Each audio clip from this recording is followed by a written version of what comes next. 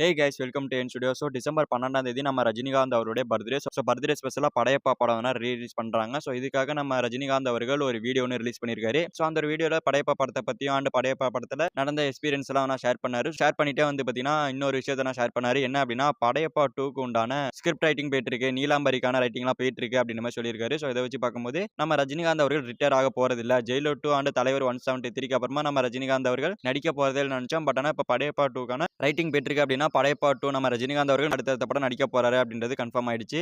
அந்த வகையில் இப்போ படையப்பா 2 தேவையா அப்படின்னு கேட்டீங்கன்னா தேவையில்லைன்னு தான் சொல்லுவேன். ஏன் அப்படின்னா நம்ம ரஜினிகாந்த் அவர்களே சொல்லியிருப்பாரு நிறைய ஒரு சில மேடையில். அதாவது பார்ட் 2 படங்களே பண்ண மாட்டேன் அப்படின்னு மாதிரி சொல்லியிருப்பாரு. எதனாலன்னு கேட்கும்போது பார்ட் 2 படங்கள் எடுக்கும்போது அந்த பார்ட் 1 அளவுக்கு இல்லை அப்படின்னா அது பார்ட் 1 படத்தையும் பார்த்தீங்கன்னா டேமேஜ் பண்ணும். ஏன் நம்ம ஃபேன்ஸே எடுத்துக்கிட்டோம் அப்படின்னா பார்ட் 1 விட பார்ட் 2 நல்லா இல்லை அப்படின்னா பார்ட் 1 போட்டு அடிப்பாங்க. அந்த வகையில் பார்த்தோம் அப்படின்னா பார்ட் 2 தேவையில்லை அப்படின்னு தான் தோணுது. பட் அதையும் தாண்டி பார்த்தீங்கன்னா நம்ம நெல்சன் அவர்கள் தான் பார்ட் 2 எடுக்கிறதுக்கு இந்த ஜெயிலர் 2 கொண்டு வந்து நம்ம ரஜினிகாந்த் அவர்கள்ட்ட கன்வின்ஸ் பண்ணி விட்டாரு. இதுல இருந்து நம்ம ரஜினிகாந்த் அவர்கள் பார்ட் 2 எடுக்க ஆரம்பிச்சிருக்காரு. அந்த வகையில ஜெயிலர் 2 எப்படி வருதுன்னு தெரியல. அதை வச்சு தான் எனக்கு பாத்தீங்கன்னா படையப்பா 2மே ஃபிக்ஸ் பண்ணுவாரு நம்ம ரஜினிகாந்த் அவர்கள் அப்படின்னு தோணுது. இப்போதைக்கு ஓகே சொல்லி வச்சிருக்காரு. வெயிட் பண்ணி பார்க்கலாம் என்ன நடக்குது அப்படின்னு சொல்லிட்டு. அப்படி ஒருவேளை இந்த படத்தை எடுக்கிற மாதிரி இருந்தாங்க அப்படின்னா இந்த படத்தை யாரு டைரக்ஷன் பண்ணுவா அப்படின்னு கேட்டீங்கன்னா படையப்பா பார்ட் 1 டைரக்ஷன் பண்ண KS ரவிக்குமார் அவர்கள் இவர் தான் டைரக்ஷன் பண்ணுவாரா அப்படின்னு கேட்டீங்கன்னா அதுக்கு வாய்ப்புகள் கம்மி தான். அவர் இல்ல அப்படின்னா நம்ம ரஜினிகாந்த் அவருடைய பொண்ணான ஐஸ்வர்யா ரஜினிகாந்த் இவங்க தான் டைரக்ஷன் பண்ற மாதிரி இருக்கும். ரெண்டு பேத்துல யாராவது ஒருத்தர் பார்த்தீங்கன்னா டைரக்ஷன் பண்ணுவாங்க. இப்போ நம்ம ரஜினிகாந்த் அவர்கள் ஜெயிலர் 2 நடிச்சிட்டு இருக்காரு. இதுக்கப்புறம் தலைவர் 173 அப்படின்னு சொல்லிட்டு ஒரு படம் இருக்கு. அந்த படத்துக்கு டைரக்டர் கிடைச்சாங்க அப்படின்னா கண்டிப்பா அவர் தூக்கி உள்ள போட்டுருவாங்க.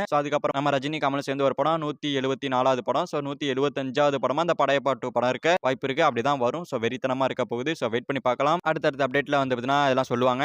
ஓகே ஃப்ரெண்ட்ஸ், படையப்பா 2 படம் வந்தா நல்லா இருக்குமா நல்லா இருக்காதா அப்படின்ற உங்களோட ஒப்பீனியனை கமெண்ட்ல சொல்லுங்க. இந்த வீடியோ பிடிச்சிருந்தா லைக் பண்ணிட்டு இந்த மாதிரி தமிழ் சினிமா இருக்கிற மூவிஸ் அப்டேட்ஸ் தெரிஞ்சுக்க நம்ம சேனல் சப்ஸ்கிரைப் பண்ணி சப்போர்ட் பண்ணுங்க. தேங்க்யூ ஃபார் வாட்சிங். அடுத்த வீடியோல பார்க்கலாம். தேங்க்யூ.